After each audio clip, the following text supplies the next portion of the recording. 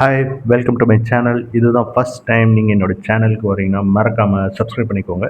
இந்த சேனலில் முழுக்க முழுக்க நான் டிஜிட்டல் மார்க்கெட்டிங் மூலிமா உங்கள் பிஸ்னஸை எப்படி டெவலப் பண்ணுறங்கிறத பற்றி தான் நான் ஃபுல்லாக பேச போகிறேன். இந்த வீடியோ உங்களுக்கு யூஸ்ஃபுல்லாக இருந்தால் மறக்காமல் எல்லாருக்கும் ஷேர் பண்ணிக்கோங்க. வாங்க வீடியோக்குள்ளே போகலாம்.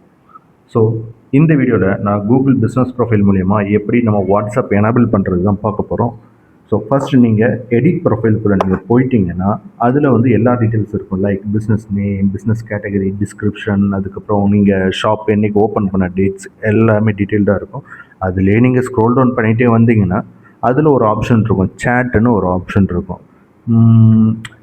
இந்த இருக்குங்க சேட்.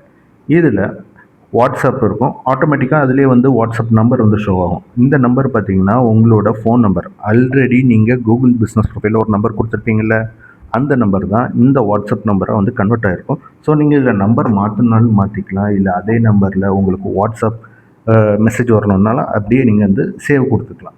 ஸோ இதில் 2 ஆப்ஷன் இருக்குது, சொல்ல மறந்துட்டேன்.